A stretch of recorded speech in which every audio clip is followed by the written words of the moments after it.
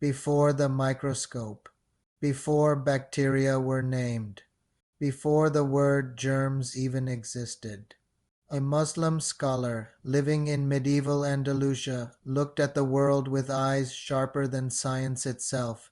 His name was Ibn al-Khatib, and this is the forgotten story of how he discovered contagious diseases centuries before the modern world. In the 1300s, the world was in chaos. The Black Death, one of the deadliest pandemics in human history, swept across continents. Cities collapsed, families disappeared overnight, entire regions fell silent. Most people believed the plague was a spiritual punishment, a curse, a divine test with no physical explanation.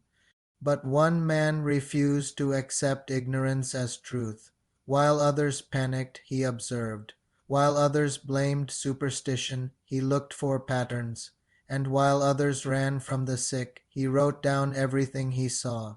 This man was Ibn al-Khatib, a poet, a historian, a physician, and a courageous believer in truth. Ibn al-Khatib lived in Granada, the last Muslim kingdom of Spain.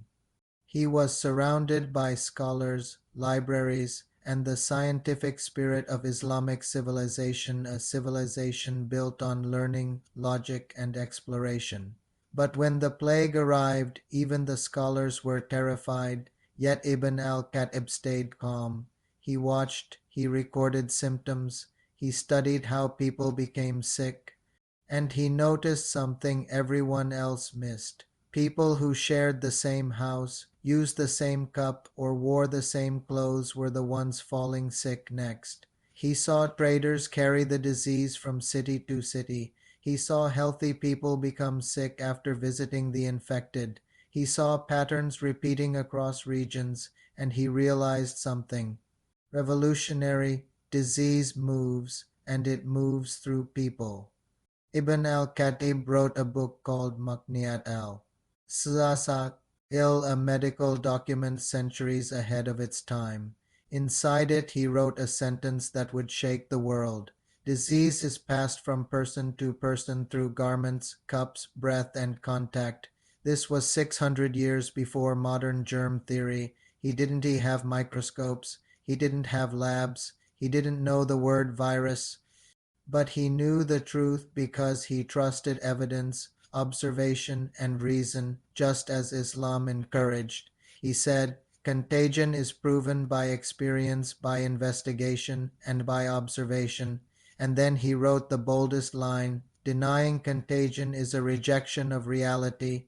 At a time when challenging beliefs could mean death, Ibn al-Khatib chose truth over fear. He didn't stop at identifying contagion. He suggested solutions that the world still uses today. He documented the necessity of quarantine. He insisted on the isolation of the sick. He emphasized hygiene, cleanliness, and air purification.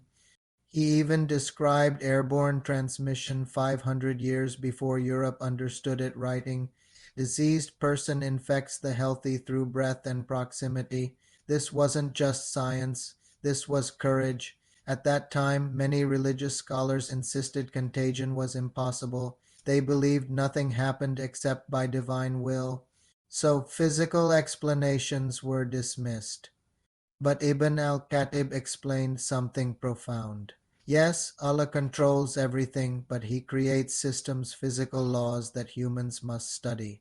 Just like gravity pulls objects down, diseases spread through natural laws He created. This was Islamic scientific thinking at its peak, spirituality and science working side by side. But truth has enemies, and in the medieval world, disagreeing with powerful authorities was dangerous. Many scholars accused Ibn al-Khatib of challenging faith. They said he relied too much on reason and evidence. Politicians feared his influence. Eventually, Ibn al-Khatib was arrested in Morocco. His writings were banned, and tragically, he was assassinated in prison. The man who discovered contagion, the man who saved thousands, the man who understood pandemics before the rest of the world was silenced. But his ideas lived on. His writings spread quietly through the libraries of the Islamic world. Centuries later, European doctors studying the plague found his manuscripts. His observations perfectly matched modern science. And today, every time we wash our hands, wear masks, isolate the sick, study viruses, or track disease spread, we are using principles Ibn al-Khatib discovered 6 centuries ago. So why doesn't the world know his name? Because history often forgets the brilliance of Muslim scientists, even though they built the foundations of modern medicine, chemistry, mathematics, and astronomy. But his legacy still speaks. He proved that Islam encourages observation, logic, evidence, knowledge, and courage in seeking truth. And he left us a message more relevant today than ever. Truth does not fear investigation. Reality does not change if society denies it. And knowledge is a mercy from Allah. So the next time someone tells you the Muslim world contributed nothing to science, tell them about the man who discovered contagious diseases before the world even understood what disease was. Tell them about the scholar who risked his life for truth. Tell them about Ibn al-Khatib, a Muslim scientist the world forgot, but whose ideas still save lives today. Thanks for watching. Don't forget to subscribe for more hidden stories from Islamic history.